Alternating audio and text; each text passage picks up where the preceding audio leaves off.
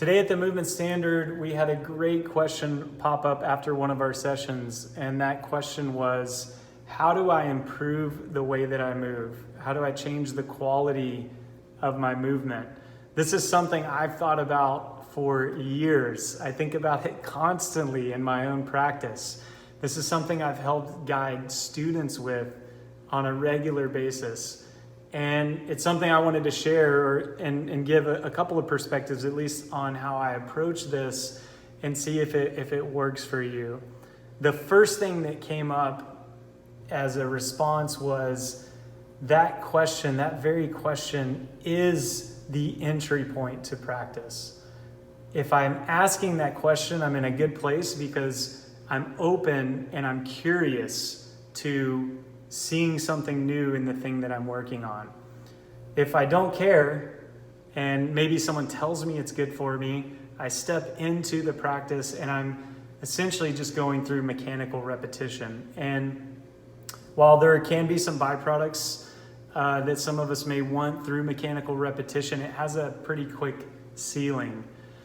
If I'm curious, and I, again, start with just that very simple primary question of how do I change the way that I move, or how do I improve qualitatively the way that I move, it opens up my awareness and my attention to look for something new in the thing that I'm working on. This could be a specific pattern, a sequence. Maybe it extends out of the practice or the specific practice into life itself.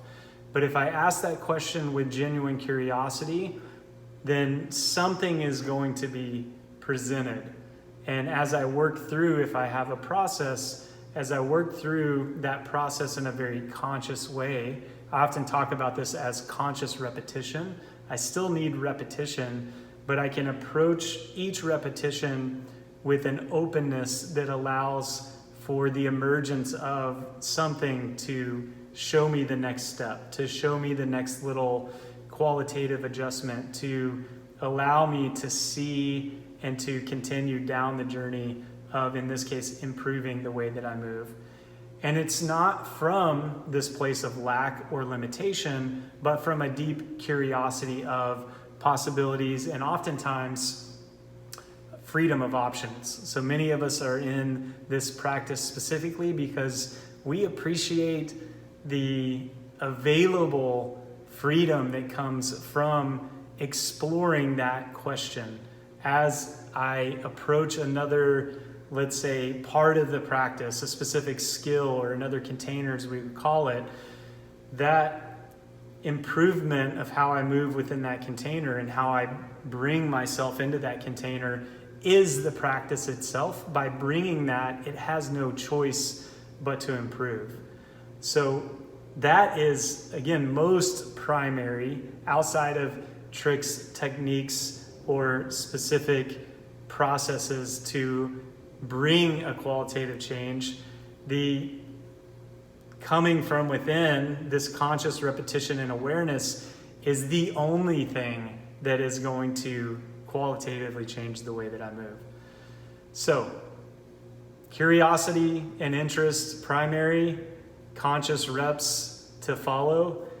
If you've got a process, it will improve, and that improvement is going to reverberate into every aspect of life. It can't not affect everything else. There's something that we say, once one thing moves, everything moves.